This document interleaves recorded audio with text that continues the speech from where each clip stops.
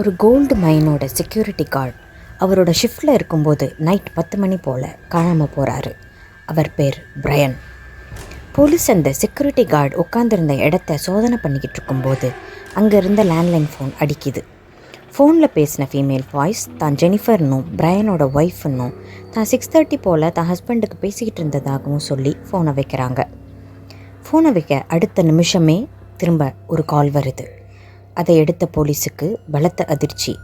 ஏன்னா இப்போ ஃபோனில் பேசினது தான் ஜெனிஃபர்னும் தான் பிரையனோட ஒய்ஃப்னும் தான் பிரையன் கிட்ட பேசணும்னு சொல்கிறாங்க. இதில் எது உண்மை? எப்படி பிரையனுக்கு 2 ஒய்ஃப் இருந்திருக்க முடியும்? பிரையன் எங்கே போனார்? இந்த கேள்விகளுக்கெல்லாம் விடை போலீஸுக்கு 20 வருஷம் கழிச்சு ஒரு பெயிண்ட்னால் கிடைக்கிது. காணாமல் போன பிரையனுக்கு 1.5 வயசில் ஒரு கைக்குழந்தை இருந்திருக்கு.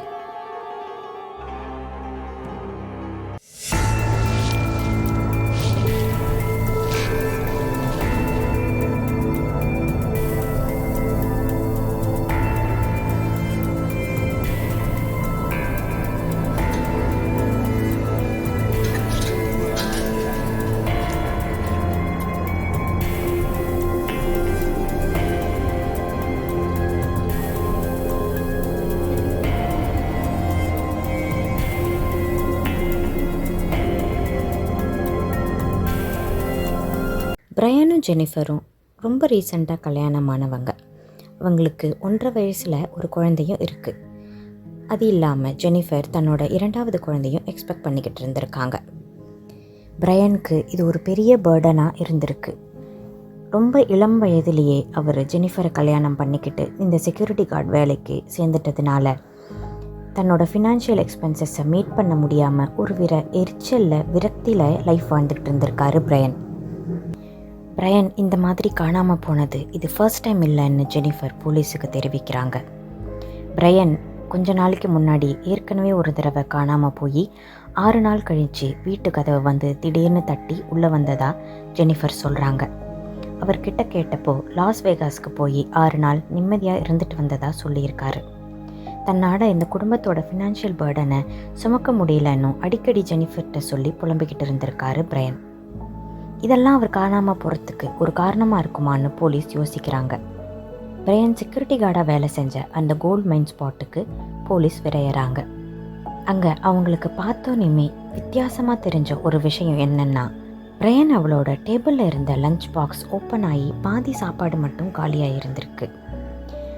அவரோட செக்யூரிட்டி கார்ட் ஸ்பேஸில் இருந்த மற்ற எல்லா பொருளும் அங்கங்கேயே இருந்திருக்கு. பிரையனோட காரை போய் செக் பண்ணி பார்த்தப்போ அதுக்குள்ளே இருக்கிற எந்த பொருளுமே காணாமல் போகாமல் கார் ரொம்ப கச்சிதமாக பார்க் பண்ணப்பட்டு இருந்திருக்கு.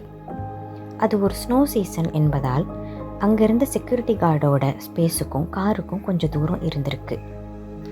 அங்கே வெளியில் எந்த கால் தடமுமே போலீஸுக்கு அந்த ஸ்னோவில் தென்படலை. ஒருவேளை பிரையன் அவரோட பிளேஸை விட்டு இறங்கி வெளியில் எங்கேயும் போயிருப்பாருனாலுமே கால் தடங்கள் இல்லாமல் ஒரு மனுஷன் எப்படி நடந்து போயிருக்க முடியும்னு போலீஸ் யோசிக்கிறாங்க. பிரையனோட கால் தடம் மட்டும் இல்லாமல் வேறு யாரோட கால் தடமுமே அந்த ஸ்னோ மேலே போலீஸுக்கு கிடைக்கல. பிரையன் மாயமாக மறைஞ்சு போயிட்டதாக தான் எல்லாரும் நினைக்கிறாங்க. இந்த டைமில் தான் அங்கே இருந்த போலீஸுக்கு அந்த லேண்ட்லைன் கால் அடிக்குது. கேஷுவலாக ஃபோன் எடுத்த போலீஸ் ஜெனிஃபர்னு தெரிஞ்சதும் பேசிட்டு ஃபோனை வச்சிடுறாங்க. அடுத்த செகண்டே திரும்பவும் கால் அடிக்குது. இப்போ ஃபோனில் பேசுகிறவர் தான் ஜெனிஃபர்னும் தான் பிரையனோட ஒய்ஃப்னும் தான் பிரையன் கிட்ட பேசணும்னு சொல்கிறாங்க. போலீஸ் இந்த இடத்துல தான் இன்வெஸ்டிகேஷன் சூடு பிடிக்கிறதா உணர்றாங்க. போலீஸ் இன்வெஸ்டிகேஷனில் கண்டுபிடிக்கிறாங்க ஃபஸ்ட்டு கால் பண்ணது உண்மையாகவே பிரையனோட ஒய்ஃபான ஜெனிஃபர் என்பதை. 2வது கால் வந்தது கிறிஸ்டி என்ற பெண்ணிடமிருந்து. கிறிஸ்டி அங்கே வேலை செஞ்ச செக்யூரிட்டி கார்டு டேல் என்பவரின் மனைவி. கிறிஸ்டிக்கும் பிரையனுக்கும் நார்மலான ஒரு ஃப்ரெண்ட்ஷிப் இருந்ததாக தான் போலீஸ் முதல்ல நம்புகிறாங்க. கிறிஸ்டி டேலுக்கு அடிக்கடி சாப்பாடு செஞ்சு கொண்டு வந்து கொடுக்கும்போது பிரையனை பார்த்து ஹாய் ஹலோ சொல்லி பேசிக்கிட்டு இருந்ததா பரவலாக எல்லாருமே அங்கே கோல்ட் மைனில் சொல்கிறாங்க. போலீஸ் ஆஃபீஸர்ஸ் டேல் கிறிஸ்டி வீட்டுக்கு போய் விசாரணை நடத்தும் போது கிறிஸ்டி சொல்கிறாங்க பிரையன் காணாமல் போன அன்று ஃபுல் டே அவங்க வீட்டில் தான் இருந்ததா சொல்கிறாங்க. பக்கத்து வீட்டுக்காரங்களோட பேசிக்கிட்டு சில கேக்கை பேக் பண்ணிக்கிட்டு இருந்ததாகவும் சொல்கிறாங்க. நெய்பர்ஸும் இதை கன்ஃபார்ம் பண்ணுறாங்க. கிறிஸ்டியோட ஹஸ்பண்டான டேல கேட்டப்ப அவர் அன்னைக்கு ஆஃபீஸ்க்கு லீவுன்னும் உட்டாக்கு போகிற வழியில் தன்னோட கார் பிரேக் டவுன் ஆயிடுச்சுன்னும் தான் ஃப்ரெண்டை ஃபோன் பண்ணி அங்கே வரவழைச்சி காரை டோ பண்ணி வீட்டுக்கு வந்ததாகவும் ஃபுல் டே இதிலே கழிஞ்சிட்டதாகவும் அவர் சொல்கிறாரு. போலீஸ் ஹஸ்பண்டான டேலோட அலிபியை க்ராஸ் வெரிஃபை பண்ணுறாங்க. கிறிஸ்டி கிட்ட பிரையனோட ரிலேஷன்ஷிப்பை பற்றி கேட்டப்ப கிறிஸ்டி பிரையன் தனக்கு நல்ல ஒரு ஃப்ரெண்டுன்னு தான் முதல்ல சொல்கிறாங்க. ஆனால் பிரையன் தொலைஞ்சு போய் 5 நாளில் பிரையனோட ஒய்ஃபான ஜெனிஃபர் சில விஷயங்களை கண்டுபிடிக்கிறாங்க. அதை போலீஸுக்கும் தெரிவிக்கிறாங்க. பிரையனோட பர்சனல் பிலாங்கிங்ஸில் சில கிரெடிட் கார்டு பில்ஸும் ஒரு ஃபோனும் இருக்கிறத ஜெனிஃபர் பார்க்குறாங்க. அதை ஃபுல்லாக செக் பண்ணி பார்த்தப்ப கிறிஸ்டிக்காக பிரையன் செஞ்ச செலவுகள் எல்லாம் அதில் அக்குமுலேட் ஆகிருக்கிறது ஜெனிஃபருக்கு தெரிய வருது. இது பெரிய அதிர்ச்சியாக இருக்குது ஜெனிஃபருக்கு. ஏன்னா ஆல்ரெடி தன்னோட ஹஸ்பண்டை காணுங்கிறதே பெரிய அதிர்ச்சி. அதுலேருந்து மீள முடியாமல் ஜெனிஃபர் தவிச்சிட்ருக்கும்போது இப்போ தான் இல்லாமல் இன்னொரு பெண்ணோட பிரையன் அஃபேரில் இருந்தது தெரிஞ்சவும் ரொம்ப வருத்தப்பட்டிருக்காங்க ஜெனிஃபர். கிறிஸ்டி கிட்ட போலீஸ் இந்த எவிடன்ஸ் எல்லாம் காட்டி உண்மை என்னன்னு கேட்டப்போ கிறிஸ்டி ஒத்துக்கிறாங்க தனக்கும் பிரையனுக்கும் அஃபேர் இருந்ததை. அது மட்டும் இல்லாமல் லாஸ் வேகஸ்க்கு கொஞ்ச நாள் முன்னாடி பிரையன் போயிருந்தப்ப கிறிஸ்டியுமே அவரோட போய் தங்கி அங்கே நாட்களை செலவழிச்சிட்டு 2 பேருமா தான் திரும்பி வந்திருக்காங்கன்னு போலீஸ் கண்டுபிடிக்கிறாங்க. கிறிஸ்டி போலீஸ்கிட்ட கன்ஃபரன்ட் பண்ணும்போது தான் கிறிஸ்டியோட ஹஸ்பண்டான டேலுக்கும் தெரிய வருது கிறிஸ்டிக்கும் பிரையனுக்கும் நடுவில் இருந்த அஃபேர். இதனால் டேலுமே மனமுடைஞ்சு போயிடுறாரு. போலீஸ்கிட்ட திட்டவட்டமாக தெரிவிக்கிறாரு அப்போ வரைக்கும் தனக்கும் இந்த விஷயத்தை பற்றி எதுவுமே தெரியாதுன்னு. 2 பேருமே பாலிகிராஃப் டெஸ்ட்டை எடுக்க வைக்கிறாங்க போலீஸ். பாலிகிராஃப் டெஸ்ட் அப்படிங்கிறது ஒரு லை டிடெக்டர் டெஸ்ட். 2 பேரும் ஏதாவது ஒரு விஷயத்தில் பொய் சொல்கிறாங்களான்னு செக் பண்ணுறதுக்காக எடுக்க வைக்கிறாங்க. 2 பேருமே அந்த டெஸ்ட்டை பாஸ் பண்ணுறாங்க. அதாவது அவங்க பேசுகிறதுல எந்த பொய்யும் இல்லைன்றதை போலீஸ் கன்ஃபார்ம் பண்ணுறாங்க. கிறிஸ்டிக்கும் பிரையனுக்கும் நடுவில் அஃபேர் இருந்ததுனால டேலுக்கு பிரையனை கொல்றதுக்கான மோட்டிவ் இருக்கும்னு போலீஸ் நம்புகிறாங்க. அதனால தான் 2 பேருமே பாலிகிராஃப் டெஸ்ட்டை எடுக்க சொல்கிறாங்க போலீஸ். அது மட்டும் இல்லாமல் டேலோட காரை சர்ச் பண்ணுறதுக்கான சர்ச் வாரண்ட்டையும் எடுக்கிறாங்க. டேலோட கார் ரொம்ப சுத்தமாக எந்த விதமான ஒரு பிளட் ஸ்டெயின்ஸோ இல்லை அங்கே உள்ள எதுவும் ஒரு போராட்டம் நடந்ததுக்கான தடயங்களோ போலீஸுக்கு கிடைக்கல. ஒரு நாள் எடுத்து போலீஸ் அந்த காரை சோதனை பண்ணுறாங்க. ஆனால் எதுவுமே போலீஸுக்கு கிடைக்கல. இப்போ வரைக்கும் பிரையனோட ஒய்ஃபான ஜெனிஃபர் என்ன நம்புகிறாங்கன்னா எப்படி தன் கணவர் லாஸ்ட் டைம் லாஸ் வேகாஸ்க்கு போயிட்டு 6 நாள் கழித்து வந்து கதவை தட்டினாரோ அதே மாதிரி திரும்ப இப்போவும் வந்து கதவை தட்டி உள்ளே வருவாருன்னு தான் ரொம்ப நாள் காத்துக்கிட்டு இருக்காங்க ஜெனிஃபர். ஆனால் துரதிர்ஷ்டவசமாக நாட்கள் மாதங்களாக மாறுது, மாதங்கள் வருடங்களாக மாறுது. தன்னோட மனைவியும் 2 குழந்தைகளையும் தவிக்க விட்டு போன பிரையன் ரொம்ப வருஷமாக வீட்டுக்கு திரும்பவும் இல்லை. போலீஸ் இன்வெஸ்டிகேஷனை பண்ணிக்கிட்டு தான் இருக்காங்க இந்த கேஸில். அது ஒரு கோல்டு மைன் அப்படிங்கிறதுனால பிரையன் வேலை செஞ்ச இடத்துல ஏதாவது திருடு போயிருக்குமான்னு போலீஸ் சந்தேகப்பட்டு அந்த கோணத்தில் இப்போ இன்வெஸ்டிகேஷன் பண்ணுறாங்க. அங்கே இருந்த சக செக்யூரிட்டி கார்ட்ஸையும் போலீஸ் விசாரிக்கிறாங்க. பிரையனை தவிர மற்ற செக்யூரிட்டி கார்ட்ஸ் எல்லாருமே ஏதாவது ஒரு ராபரியில் சம்மந்தப்பட்டு தான் இருந்திருக்காங்க. ஆனால் எந்த ஒரு மோட்டிவுமே அவங்களுக்கு தென்படலை. 2-3 வருடங்கள் கழித்து மலைக்கு சென்ற சில ஹைக்கர்ஸ் அங்கே ஒரு ஸ்கெலிட்டன் கிடைக்கிறதா போலீஸ்க்கு தகவல் அனுப்புகிறாங்க. போலீஸ் ஸ்குவாட் அந்த இடத்துக்கு திரும்பவும் விரையுது. அங்கே கிடைச்ச ஸ்கெலிட்டனை டென்டல் ரெக்கார்ட்ஸ் வச்சு செக் பண்ணும்போது தெரிய வருது அது பிரையன் என்று. பிரையனோட ஒய்ஃபான ஜெனிஃபருக்கு இந்த விஷயத்தை தெரிவிக்கிறாங்க. ஜெனிஃபருக்கு இது மிகுந்த வருத்தத்தை கொடுத்தாலும் பிரையன் எங்கன்ற கேள்விக்கு பதில் தெரிஞ்சிட்டதுனால ஜெனிஃபர் கொஞ்சமாக மன அமைதி அடையிறாங்க. ஆனால் பிரையனுக்காக ரொம்பவும் வருத்தப்படுறாங்க. எந்த க்ளூஸும் கிடைக்காததுனால பிரையனோட பாடி மட்டுமே கிடைச்சதுனால இந்த கேஸ் ஒரு கோல்ட் கேஸாக மாறுது. இன்வெஸ்டிகேட்டர்ஸ் தடயம் எதுவும் கிடைக்காததுனால மேற்கொண்டு எப்படி மூவ் பண்ணுறதுன்னு முடியாமல் யோசிச்சுக்கிட்டு இருக்காங்க. இப்படியே 20 வருடங்கள் கடந்து போகுது. அப்போ பக்கத்து ஊரில் இருக்கிற டிடெக்டிவ் கிட்டேருந்து இந்த ஒரு டிடெக்டிவ்க்கு ஒரு கால் வருது. பக்கத்து ஒரு டிடெக்டிவ் சொல்கிறது என்னென்னா, டேல் அப்படிங்கிறவரை தன்னோட 2வது மனைவியை கொலை செஞ்ச குற்றத்துக்காக போலீஸ் அவரை சந்தேகப்படுறதாகவும், அந்த இன்வெஸ்டிகேஷன் பண்ணிக்கிட்டு இருக்கும்போது தான் பிரையனோட மிஸ்ஸிங் கேஸில் டேலோட பேர் அடிபட்டதாகவும் அந்த போலீஸ் தெரிவிக்கிறாரு. இப்போ தான் இந்த கேஸில் ஒரு ரியல் பிரேக் த்ரூ போலீஸ்க்கு கிடைக்கிது.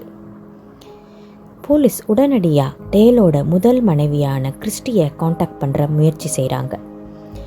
ஏன்னா கிறிஸ்டிக்கும் பிரையனுக்கும் அஃபேர் இருந்ததுனால டேல் பிரையனை கொன்னிருப்பாரோங்கிற கோணத்தில் ஆல்ரெடி போலீஸ் யோசிச்சிருந்துருக்காங்க. இன்னுமே பிரையனோட கேஸில் கொலைகாரனை கண்டுபிடிக்கலையான்னு கிறிஸ்டி பயங்கர அதிர்ச்சியாக போலீஸ்கிட்ட கேட்குறாங்க. ஏன்னா தன்னோட ஹஸ்பண்டான டேல் அவருக்கு தெரிஞ்சது என்னென்னா, அந்த கேஸில் கொலைகாரனை கண்டுபிடிச்சிட்டதாகவும், கூட வேலை செஞ்ச இன்னொரு செக்யூரிட்டி கார்டு தான் பிரையனை கொன்னுட்டதா தான் கிட்ட டேல் சொன்னதா கிறிஸ்டி சொல்கிறாங்க. டேல் எதுக்காக இப்படி ஒரு பையன் தன் மனைவி கிறிஸ்டி கிட்ட சொல்லணும்? போலீஸ் யோசிக்க ஆரம்பிக்கிறாங்க. அது மட்டும் இல்லாமல் கிறிஸ்டி இப்போ ஒரு இம்பார்ட்டண்ட் இன்ஃபர்மேஷனை போலீஸ்க்கு கொடுக்குறாங்க. அதாவது பிரையன் காணாமல் போன மறுநாள் டேல் தன்னோட காரை ஃபுல்லாக க்ளீன் பண்ணதாகவும், மெயினாக பின்னாடி இருந்த பூட் ஸ்பேஸை வாட்டர் வாஷ் பண்ணதாகவும், இது வரைக்கும் டேல் அந்த மாதிரி காரை க்ளீன் பண்ணி தான் பார்த்ததில்லைன்னு சொல்கிறாங்க.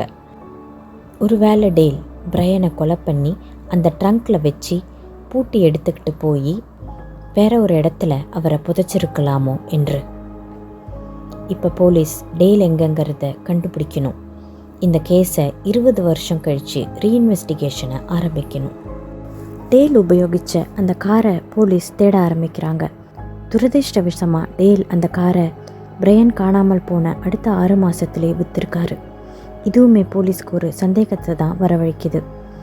போலீஸ் அந்த காரை ட்ராக் டவுன் பண்ணி பார்த்ததில் கடைசியாக அதை வச்சுருந்த ஓனர் அதை ஒரு ஸ்க்ராப்புக்கு போட்டுட்டதாகவும், ஸ்க்ராப் டீம் அதை மெல்ட் பண்ணிட்டதாகவும் போலீஸ்க்கு தெரிய வருது. டேலோட காரை ஆல்ரெடி சோதனையிட்ட போலீஸ் டீம் என்ன பண்ணியிருக்குன்னா, அந்த காரோட பெயிண்ட் பார்ட்ஸை சிலதை ஸ்க்ராப் பண்ணி எடுத்து வச்சுருந்துருக்காங்க, எவிடன்ஸாக கலெக்ட் பண்ணி வச்சுருந்துருக்காங்க. இது அந்த இன்வெஸ்டிகேஷன் ஆஃபீஸர் என்ன சொல்கிறாருன்னா, தனக்கு அந்த கார்லேருந்து எந்த ஒரு ஃபிங்கர் பிரிண்ட்ஸும் பிளட் பிரிண்ட்ஸும் கிடைக்காததுனால வேறு வழி இல்லாமல் அந்த காரில் இருக்கிற பெயிண்ட்டை மட்டுமாவது நம்ம கொஞ்சமாவது ஸ்க்ராட்ச் பண்ணி வைக்கணும்னு தனக்கு தோணுனதாகவும், அதனால் அந்த ஸ்க்ராட்சை கலெக்ட் பண்ணி வச்சதாகவும் அந்த ஆஃபீஸர் சொல்கிறாரு. அவரை கலெக்ட் பண்ணி வச்சது எவ்வளோ பெரிய விஷயம்னு இப்போ போலீஸ் டீமுக்கு புரிய ஆரம்பிக்குது. ஏன்னா பிரையனோட பாடி கிடந்த இடத்துல அவரோட பூட்ஸும் போலீஸுக்கு கிடச்சிருக்கு. அந்த பூட்ஸோட பின்பகுதியில் ரெட் கலரில் ஒரு பெயிண்ட் ஒட்டியிருந்திருக்கதை போலீஸ் பார்க்குறாங்க. இப்போ டேலோட கார்லேருந்து கிடைச்ச பெயிண்ட்டையும் பிரையனோட பூட்ஸ்லேருந்து கிடைச்ச பெயிண்ட்டையும் மைக்ரோஸ்கோபிக் எக்ஸாமினேஷன் பண்ணி சில பல டெக்னிக்ஸை யூஸ் பண்ணி பார்த்ததில் ரெண்டும் ஒரே பெயிண்ட்டுன்னு போலீஸுக்கு தெரிய வருது. இந்த எவிடன்ஸை வச்சு டேலை அரெஸ்ட் பண்ணுறாங்க போலீஸ். டேல் கிட்ட இந்த பெயிண்ட் விஷயத்தை சொல்லி கன்ஃபரண்ட் பண்ணவும் தன்னோட குற்றத்தை ஒத்துக்கிறாரு டேல். டேல் சொல்கிற அந்த கதை ரொம்பவுமே பயங்கரமானது. தான் ஒய்ஃபுக்கும் தான் பிரையனுக்கும் இருக்கிற அஃபேரை தெரிஞ்சதுனால பிரையனை எப்படியாவது சாவடிக்கணும்னு முடிவு பண்ணுறாரு டேல். அந்த பிளான் படி டேலோட செக்யூரிட்டி ஆஃபீஸ்க்கு போய் தன்னோட காரை பக்கத்துலேயே நிறுத்தி பூட் ஸ்பேஸை ஓப்பன் பண்ணியும் வைக்கிறாரு. பிரையன்ட்ட போய் தன்னோட காரோட பூட் ஸ்பேஸில் ஏதோ இருக்கிறதா போய் எட்டி பார்க்க சொல்கிறாரு. அப்படி போய் எட்டி பார்த்த பிரையனை அப்படியே பிடிச்சி உள்ளே தள்ளி லாக் பண்ணுறாரு டேல். அங்கேருந்து 30 நிமிஷம் ட்ரைவ் பண்ணி வேற ஒரு இடத்துக்கு போகிறாரு. பிரையன் பூட் ஸ்பேஸில் படுத்துக்கிட்டு எட்டி உதச்சி தான் எப்படியாவது தப்பிச்சு வெளில வரணும்னு முயற்சி பண்ணிக்கிட்டு இருந்திருக்காரு. அதனால தான் அவரோட பூட்ஸில் அந்த காரோட பெயிண்ட்ஸ் ஃபுல்லாகவே ஒட்டி இருந்திருக்கு. 30 நிமிஷம் ட்ரைவுக்கு அப்புறம் டேல் ஒரு காட்டுக்குள்ளே போய் காரை நிறுத்திட்டு பூட் ஸ்பேஸை ஓப்பன் பண்ணி துப்பாக்கி முனையில் பிரையனை வெளில இறங்க சொல்கிறாரு. பிரையனும் வெளில இறங்கி கொஞ்ச தூரம் நடந்து போயிட்டுருக்கும்போதே அவரோட முதுகில் 5 தடவை சுடுறாரு. அதனால் பிரையன் இறந்தும் போகிறாரு. குழியை தோண்டி மண்ணை போட்டு மூடி விடுறாரு டேல். அது ஒரு ஸ்னோ சீசன் என்பதால் ஸ்னோ முழுவதுமாக அந்த இடத்த முடிக்குது. அதனால தான் போலீஸ்க்கு எந்த தடயமுமே கிடைக்காம போகுது. இந்த வழக்கை விசார ஜூரிஸ் டேலுக்கு 40 வருஷம் சிறைகாவல் தண்டனை வழங்குறாங்க. பிரையன் காணாமல் போன 6 மாசத்துல டேல் கிறிஸ்டியை டைவர்ஸ் செய்துவிட்டு 2வது திருமணம் பண்ணுறாரு. டேலோட 2வது மனைவியின் மர்மமான மரணத்தில் இப்போவும் டேல் ஒரு பிரைமரி சஸ்பெக்ட். போலீஸ் இன்னும் அந்த கேஸை சால்வ் பண்ணலை. எவிடன்ஸை தேடிக்கிட்டு தான் இருக்காங்க.